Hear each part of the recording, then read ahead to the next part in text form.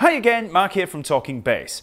So after loads and loads of requests for me to look at a bass line by Tool, today I'm going to be looking at the bass line or the main riff from the song Schism, obviously played by the bass player Justin Chancellor. So this riff is played with a pick and it usually sounds something like this.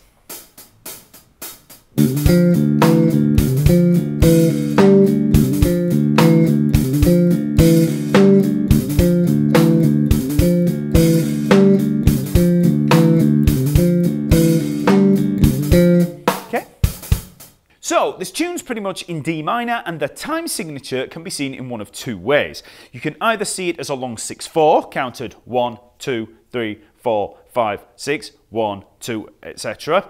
Or you can see it as its 8th note subdivisions as a 5/8 and a 7/8, round and round. So 1, 2, 3, 4, 5, 1, 2, 3, 4, 5, 6, 7, 1, 2, 3, 4, 5, 1, 2, 3, 4, 5, 6, 7. 5 plus 7 equals 12, 12 8th notes, which equals a 6. So either way, you can see it as the big long 6 or you can see it as the 5 and 7. It feels, you know, like it's got an odd time feel in there.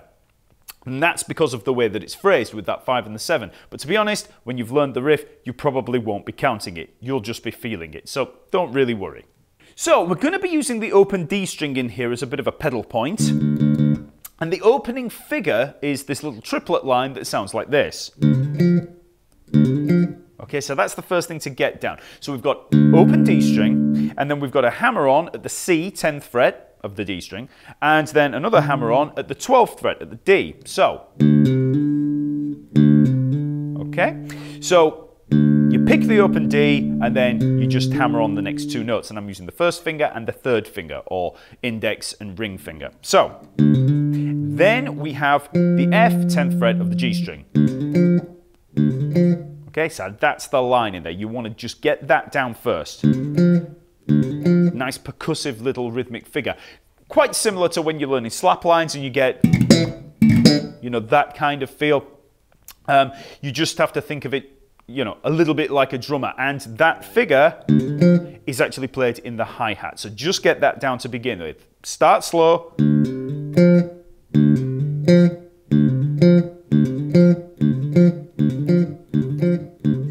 Until you get it down. Once you've played the triplet and you're up at the F, we come back down to the open D. Like I said, it's a bit of a pedal point, we just keep coming back to it. So, back to the open D, then we're up at the E, 9th fret of the G string, and again, back to our open D string. And that's the first part, so just get used to that to begin with. Okay? Once you've got that little fragment down, you repeat it. So, and then, but then after you've played the E, we're going to move up to the G at the 12th fret, and once again come back down to our D pedal point. So,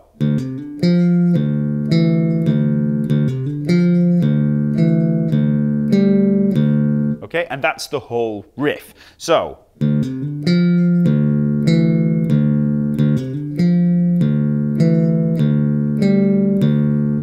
and then you just play it round and round.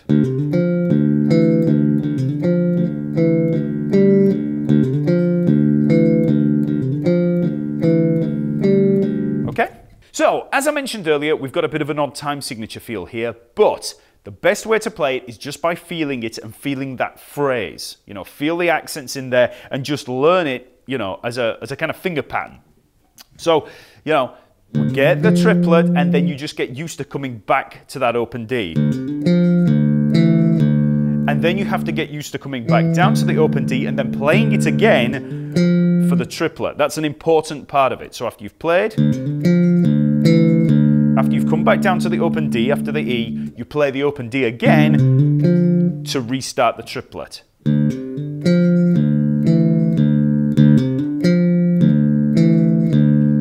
Then after the G, down to the open D again, and then repeat the open D to start the triplet. That's the only part that'll probably throw you with this, because, you know, you get used to coming back and forth, but you have to play twice, that open D string twice, really, when you get back to the triplet. So that's just something to be aware of. And, you know, as always, I've got the lesson material and the track over at talkingbass.net, so just click in the info below. So, just a few little technical tips. For this hand, for the fretting hand, as I said before, I'm using the first and the third finger there for the hammer on, so that's the index and ring finger. Then when I get up onto the G string, I'm just using that first finger, the index finger, for the F and the E. Then when I get up to the G, I generally play that with the pinky, just because I'm in position for it. But I know some people probably play it with the ring finger. It really doesn't matter. As long as you get to play it correctly, you know, who cares? It doesn't really matter. So there, I played it with the pinky, and that was with the third finger. In terms of the picking hand, I'm pretty much positioning around the bridge there, and I'm using the palm of the hand there to mute the E and the A string so we don't get any residual noise. Then for the actual picking action, for the strokes, you have two ways you can play this. You can either play all down strokes,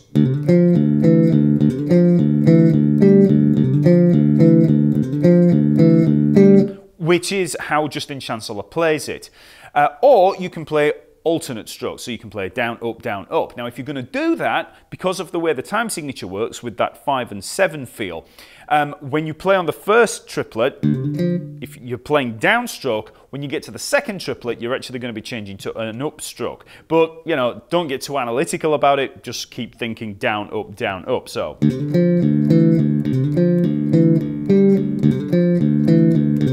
on the second triplet there, I was on an upstroke. So, you know, if you do this on autopilot, you know, if you concentrate, you'll probably know that you're doing it. But, you know, like I say, if you're on autopilot, it'll just happen. So either way, you can go downstrokes or alternate, but Justin Chancellor does play downstrokes. So that's the riff. So start out slow with this, you know, just take your time. Try not to overthink the time signature side of things. Just get the pattern down.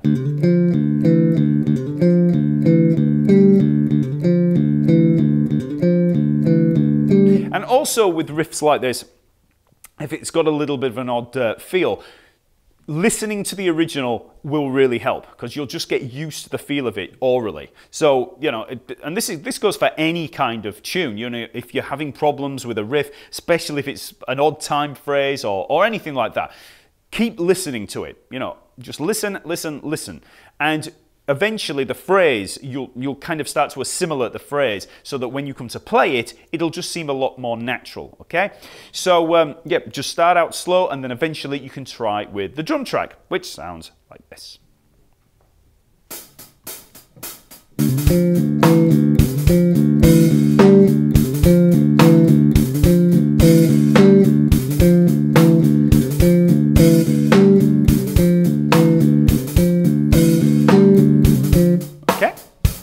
Now, just as one final word of advice, when you use the backing track, the count in there on the hi-hat is a bar of 3. I've got 1 and 2 and 3 and da-da-da-da, okay? So, if I was to play the backing track here, 2 and 3 and da-da-da-da, okay? So that's what you've got to listen out for. 1 and 2 and 3 and... Okay, so that's just in case you were getting confused and you're listening to it and trying to listen out for a 1, 2, 3, 4 kind of thing. It's not. It's 1 and 2 and 3 and... Okay? So that's Schism by Tool. So like this video if it's helped, subscribe to the channel and hit that notification bell. And remember, all of the lesson material is available with the backing track over at talkingbass.net. So just click on the link in the info below. And while you're there, check out the lesson map where you'll find hundreds more lessons on every topic imaginable. And if they float your boat, check out some of the courses where you'll find beginner's course, slap course, sight reading course, you know, everything you can imagine. So go check it out, and I'll see you next week.